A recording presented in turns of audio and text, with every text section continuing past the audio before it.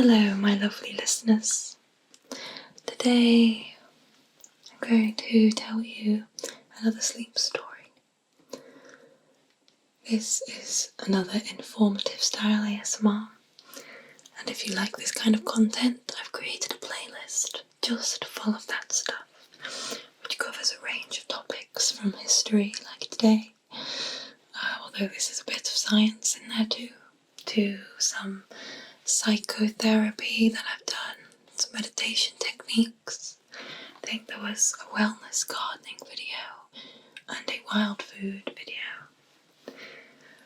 I did a poll last week on what topic you would like next, and I think so far history of psychology has won out, but keep an eye on any future polls. And if you have any topics you might like me to cover, then please leave me a comment in the comment section below, and I'll try and get to it. So, as my last video on Mary Queen of Scots, I'm going to be reading from a script that I've written, which is just over there. But, so it's not just me reading. To make it more visually interesting, I'm going to put up relevant pictures and interesting tidbits on the video too. But everything you need to enjoy this story is, I say it, so you can close your eyes if you want to use this to go to sleep. So,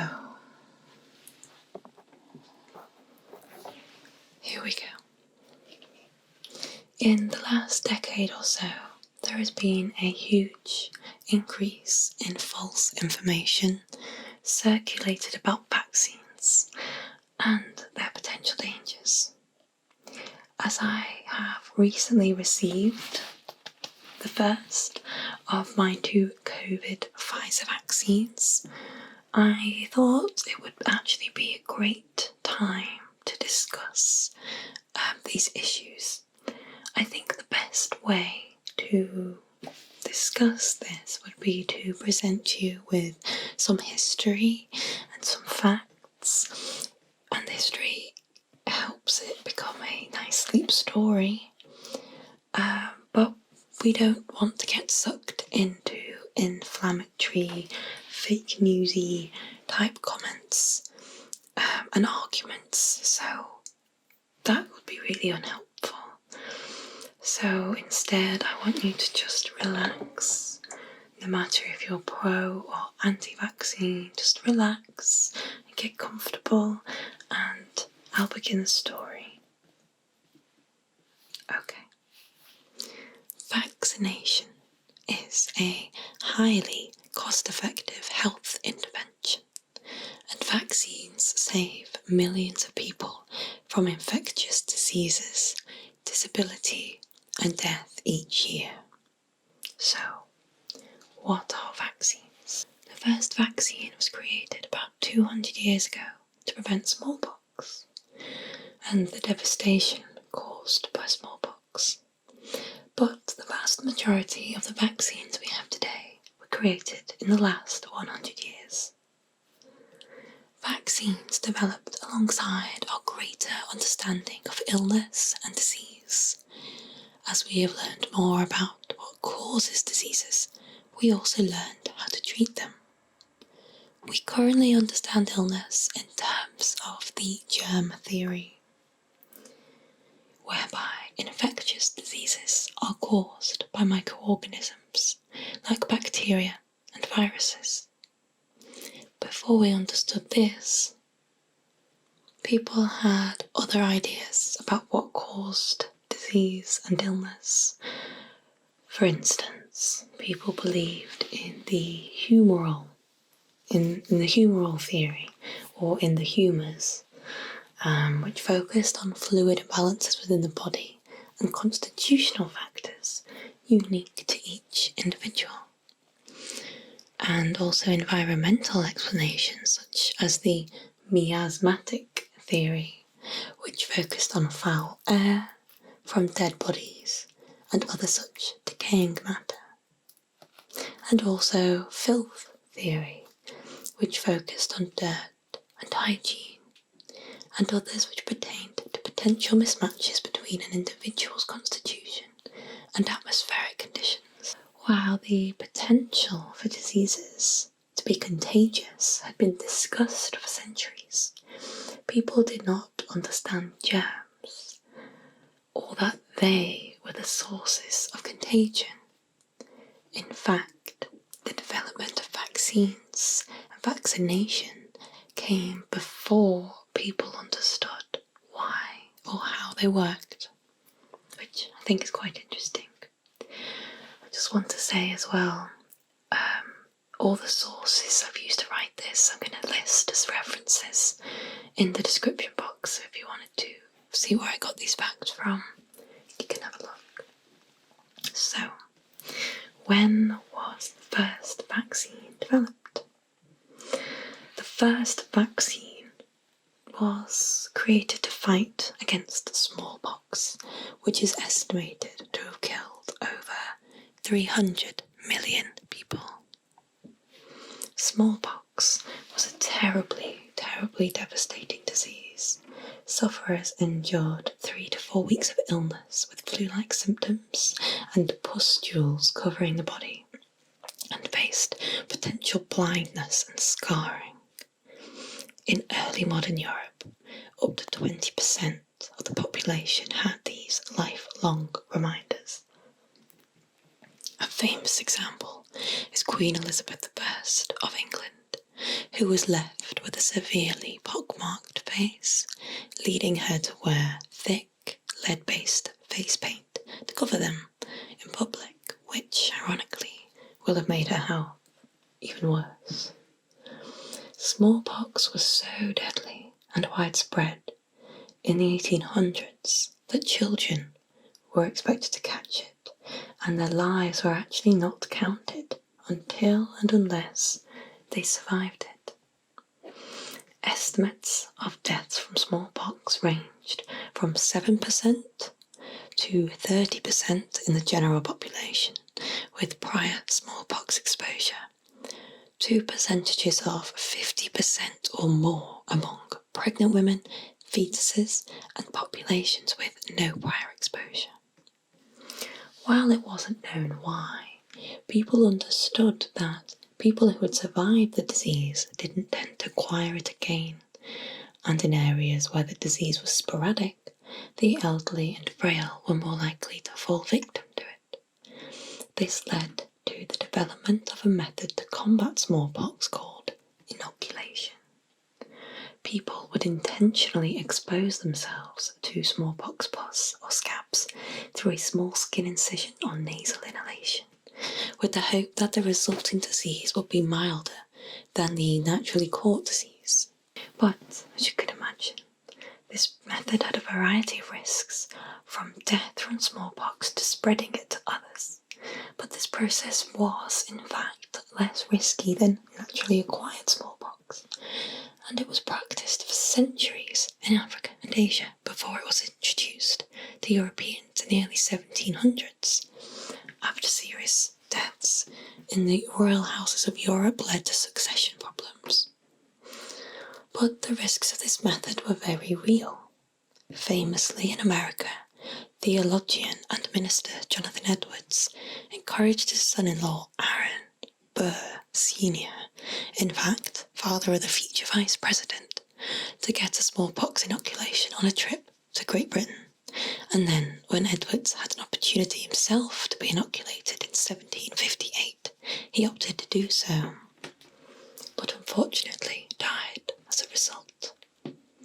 In China, scabs from victims who survived smallpox were collected, ground into a mortar, and administered to children through their noses.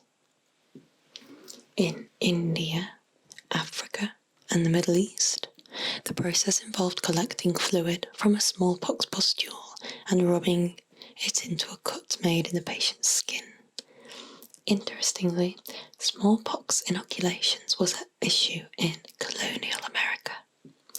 Firstly, the British actually considered spreading smallpox to the Native Americans as a war tactic. Later, In the War of Independence, George Washington feared the British would be able to do the same to his troops, as the British were more likely to have survived smallpox in childhood than the Americans and thus able to spread it. People who were inoculated were still able to spread the disease among American troops.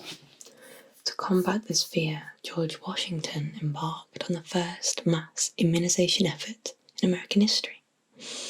Of course, safe immunization would only come with the development of vaccines. So let's delve into the man who created the first vaccine and coined the term vaccination. In 1798, Edward Jenner, a physician in England, published results of experiments he had conducted with cowpox, showing that inoculation with cowpox, called vaccinia, conferred protection from smallpox at significantly lower risk than inoculating smallpox, which is called variola. This came after he learned that dairymaids who contracted cowpox from handling the udders of infected cows became immune to cowpox. The Latin word vaxa means cow, maybe vacca. Anyway, it means cow, and from this, Jenner coined the term vaccination. Cowpox could be cultivated on calf skin, and the ability to inoculate against smallpox with cowpox quickly spread through Europe. But modern vaccines would only come after Robert Koch established the germ theory of disease, which was important as it facilitated the proper understanding of disease. After this, Louis Pasteur applied germ theory in a series of studies which paved the way for the next 50 years of vaccine development.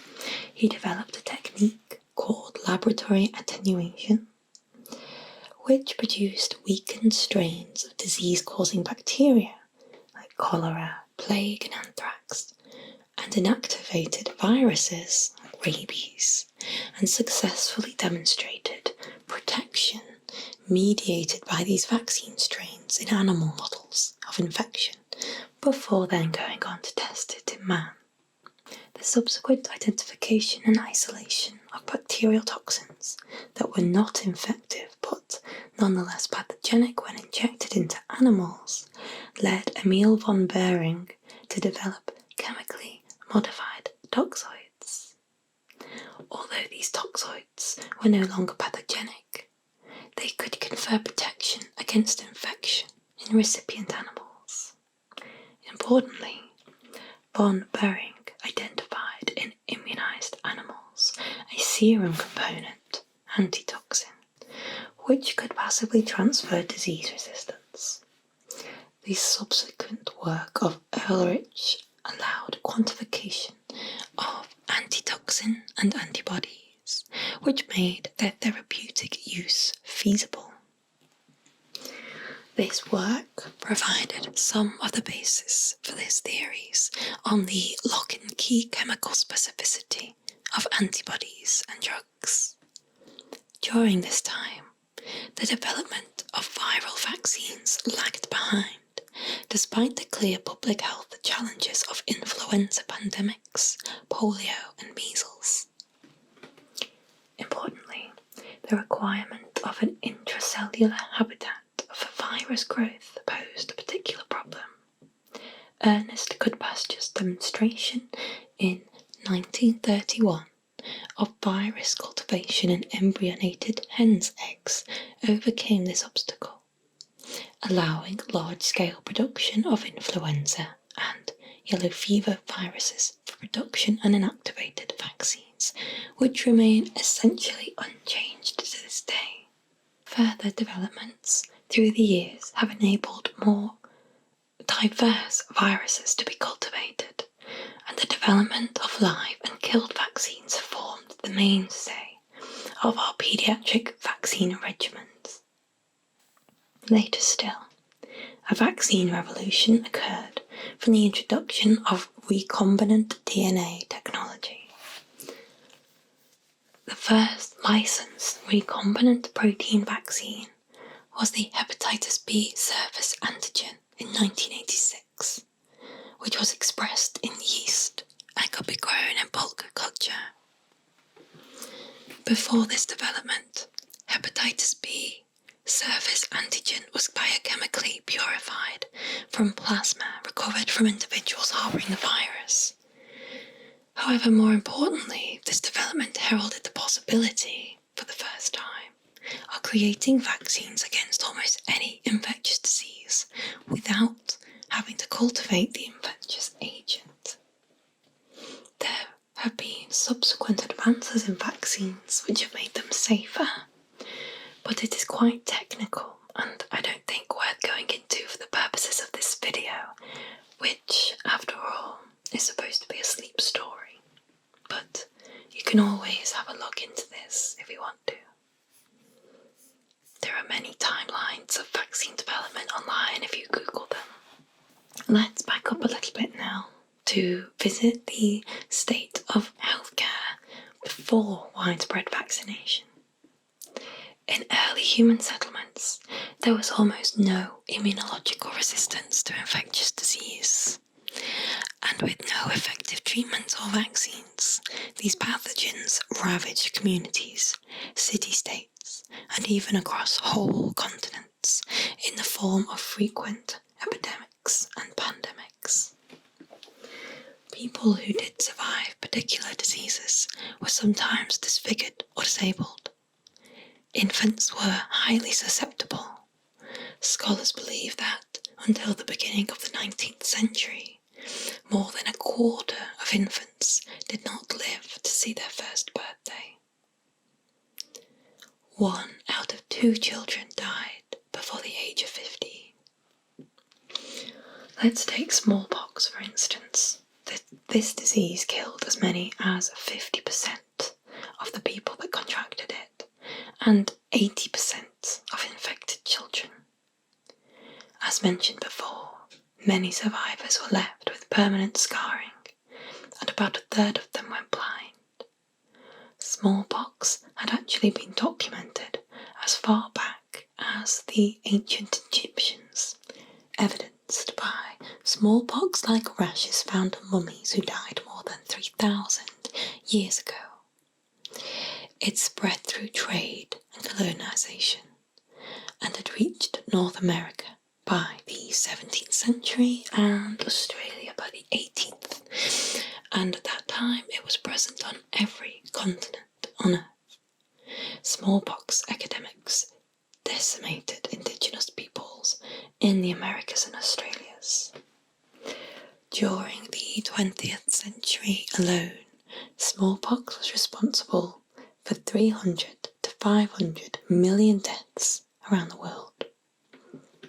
Conversely, polio lurked for a millennia, mainly as an endemic pathogen that would occasionally infect rich and poor people alike. But early in the 20th century, it became one of the most feared diseases in the industrialised world. It was worse in summer, when the virus thrived, and public pools were often closed to try and curtail its spread. It affected hundreds of thousands of children each year, not only in developed countries, but around the world. Those that contracted polio often lost the ability to walk or to breathe. The associated paralysis was so severe. This disease damaged the nerve cells that control the muscles of the lower extremities, or the muscles used for respiration. In the latter case, an iron lung was required to help patients breathe by using negative pressure to create a vacuum to push oxygen into their lungs. Famously, Franklin D. Roosevelt, known as FDR, contracted it in 1921 at the age of 39. He was left paralysed from the waist down. At that time in the US, polio was responsible for 15,000 cases of paralysis and nearly 2,000 deaths a year. In 1952, at its peak, nearly 60,000 cases were reported across the US. Additionally, tuberculosis, or TB, is thought to have existed since the dawn of man. The bacterium responsible for tuberculosis, Mycobacterium tuberculosis, has survived over 70,000 years, while it is speculated that its genus, Mycobacterium, originated about 150 million years ago. This disease tends to attack the lungs, but bacteria can also damage the kidney, spine, and brain. It is spread person to person through the air. Back in the 19th century, TB was called consumption and had killed 1 in every 7 humans that had ever been born. In 1867, it was the leading cause of death in Canada, and number 2 in the USA behind influenza and pneumonia. In France, some hospitals reported that TB accounted for nearly half of the deaths for those aged between 15 and 35. In the UK, it was labelled one of the country's most urgent health problems as the 20th century began. There was no known cure, and victims suffered debilitating pain in their lungs, bloody coughing and hacking fits and extreme fatigue. Some patients were sent to sanitariums to recover with rest and get sunlight and air. Hospital beds were placed outside on large decks so patients could recuperate out of doors. The so-called treatment was met with limited success. 50% of those that entered were dead within 5 years. Now, measles was also rampant prior to the vaccine.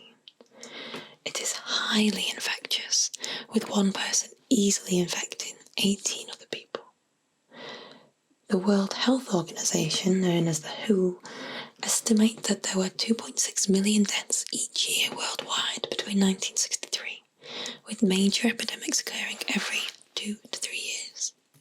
When the CDC, which in America is the Center for Disease Control, started tracking measles in the US in 1912, there were 6,000 measles-related deaths each year. Worldwide, it is estimated that between 1855 and 2005, measles killed about 200 million people. In the 1950s, studies indicated nearly all children got measles by age 15. In USA, that was almost 4 million children. Of these, 48,000 were hospitalised, 1,000 suffered encephalitis, and nearly 500 died. Lastly, pre-vaccination, diphtheria was known as the scourge of childhood. It was one of the most feared infectious diseases and a major cause of death among children in many countries around the world. Diphtheria killed members of Queen Victoria's family in the 1870s, while epidemics in North America and Europe resulted in case fatality rates as high as 40%. As regarding treatments, there were few options for children stricken with the disease. Tracheotomies and intubation were among the most gruesome treatments employed. Tubes of hard rubber would remain in a young patient's throat until he or she got well, coughed them out, or died. Diphtheria is an acute toxin-mediated disease caused by the bacterium Corynebacterium diphtheriae. Symptoms included high fever and chills, painful swallowing, foul smelling and blood-stained nasal discharge. Within a few days, diphtheria would destroy healthy tissues in the respiratory system and cover tissues in the nose, tonsils, voice box and throat, making it very difficult to breathe and swallow. Even with treatment, the disease was deadly, especially in children, and could be passed on to others by people showing no symptoms themselves. In our time, vaccines are still vitally important, not only in preventing these diseases, but also to protect us when travelling abroad against others. So, after their creation, vaccines proved to be immensely popular. In fact, some diseases were declared eradicated. I think we should just spend a little bit of time discussing the importance of vaccines and the fantastic gains they made and how it changed all of that I've just told you. So, in 1959, the World Health Organization began an ambitious plan to eradicate smallpox. And through a massive program of education, research and development, the last reported case of smallpox occurred in 1978 with the death of medical photographer Janet Parker, who was exposed at a research facility in England. On May 8, 1980, the World Health Assembly declared that the world was free of smallpox. The polio vaccine was similarly effective. On March 26, 1953, American medical researcher Dr. Jonas Salk announced he had successfully tested a vaccine against poliomyelitis, the virus that causes polio. Salk had tested the vaccine on former polio patients and on himself and his family. A safe vaccine was widely available by 1957, and new cases dropped to less than 6,000 in the US that year. By 1979, the CDC declared the USA polio-free. The Western Hemisphere was declared polio-free in 1994, and Europe made a similar announcement in 2002. Polio only survives today in the world's poorest and most marginalised countries, where it affects the world's most vulnerable children. Vaccines and antibiotics alike were very useful for TB. The vaccine was created in 1921, called the BCG vaccine, but it was not administered widely until after World War II. Together with the antibiotic streptomycin, improved screening and overall better living conditions, TB is no longer a major health threat in the developed world. The first vaccine for measles was created in 1963, and this was refined in 1968 and administered worldwide as the measles, mumps, rubella vaccine. As a result, by 2016, many developed countries had achieved measles elimination status. However, there are 140,000 measles deaths annually worldwide. There have been forms of diphtheria vaccines for over 100 years, and today, over 85% of the world's population has been vaccinated. However, diphtheria also still remains. In 2018, there were still 16,651 cases of diphtheria worldwide, concentrated in Yemen, Venezuela, Nigeria, India, and Indonesia. Like many diseases we vaccinate for, we have not yet achieved complete eradication. So, what would happen if we as a community stopped vaccinating? In recent years, there have been outbreaks of measles and cases of diphtheria, pertussis, and mumps in Europe in 2016, 2017, and 2018. Measles cases in Europe tripled between 2017 and 2018. Worryingly, a review by the World Health Organization and Europe Vaccination Plan 2015-2020 found that Europe is not on track to reach its goal of verification of measles and rubella elimination, and is at risk of not reaching vaccination coverage targets. Now, this may be related to something called vaccination hesitancy, which is on the rise. Some parents are deciding not to vaccinate their children due to fears of unproven side effects, lack of information, or underestimating the consequences for the health of their children and herd immunity. Additionally, inequalities exist in regards to access to childhood immunisations. People across the world have different access, and it is affected by wealth distribution, maternal education, place of residence, and the sex of the child, and of course, poverty. So, what are the ramifications of this? Well, in 2017, in the EU/Europe Economic Area alone, 87% of people who contracted measles were never vaccinated. Also, 37% of known cases were in children less than 5 years of age. It's likely that cases are rising because more and more people are choosing not to vaccinate their children, leaving them at risk of contracting diseases. Contracting these diseases at any age can cause severe illness, but at some ages more than others, you are more likely to suffer complications and potential death. Also, TB is by no means eradicated. Estimates put deaths at 1 billion since the start of the 19th century. The World Health Organization estimates that 1/4 of the world's population has latent TB, which means that they are infected but not yet ill with the disease and can't transmit the disease. Thus, the vaccine is essential in keeping us safe from this terrible disease and others too. It is administered. The TB vaccine is administered to about 100 million children per year globally. Importantly, measles still affects people worldwide and kills 140,000 people annually. Because people have become wary of vaccines, measles is on the rise again, even in developed countries like the United States and in Europe. So, why are parents choosing not to vaccinate their children?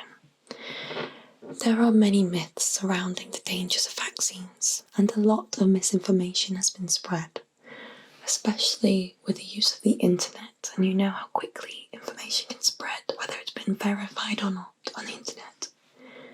The main myth that most people are aware of is the supposed link between vaccination and autism. The origin of this was a 1997 study published by Andrew Wakefield, a British surgeon. The article was published in The Lancet, a prestigious medical journal, and it suggested that the measles, mumps and rubella (MMR) vaccine was increasing autism in British children. Now, this paper has been completely discredited due to serious procedural errors, undisclosed financial conflicts of interest, which means financially benefiting from these statements, and ethical violations.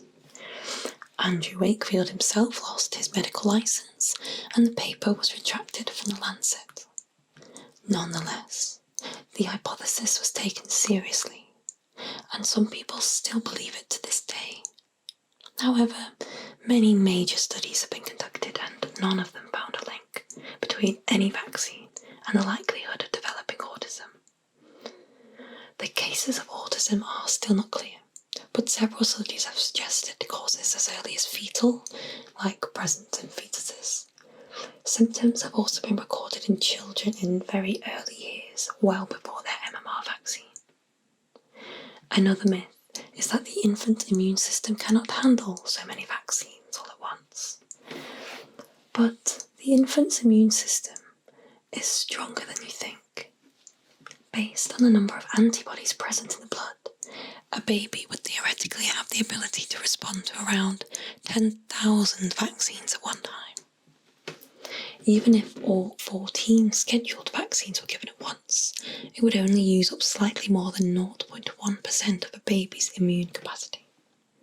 And scientists believe this is all theoretical anyway. The immune system could never be overwhelmed because the cells in the system are constantly being replenished. In reality, babies are exposed to countless bacteria and viruses every day, and immunisations are negligible in comparison.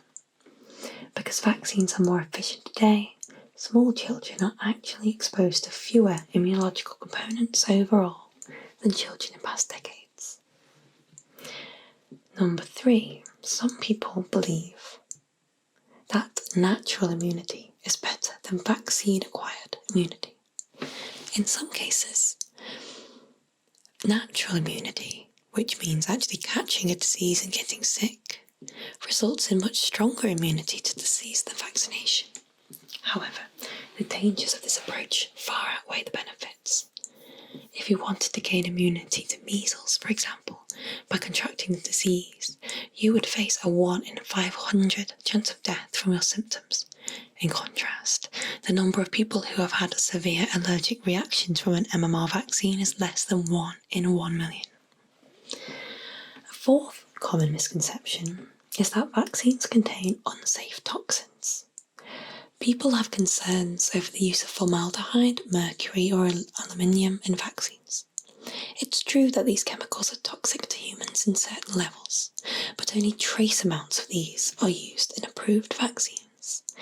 In fact, formaldehyde is produced at high rates by our own metabolic systems, and there is no scientific evidence that the low levels of this chemical, mercury or aluminium in vaccines, can be harmful. Fifth is that better hygiene and sanitation are actually responsible for decreased infections, not vaccines. Vaccines don't deserve all the credit for reducing or eliminating infectious illnesses.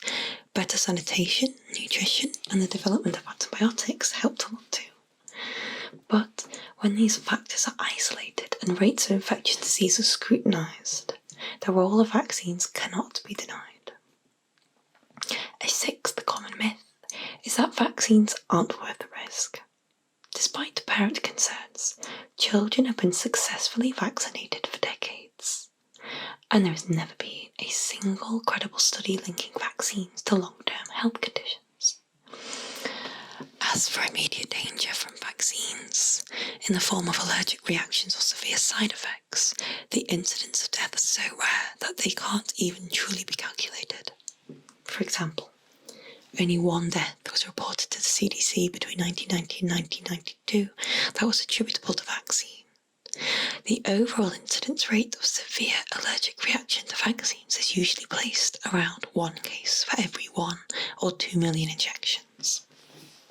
Seventh, some people believe vaccines can infect their children with a disease they're trying to prevent.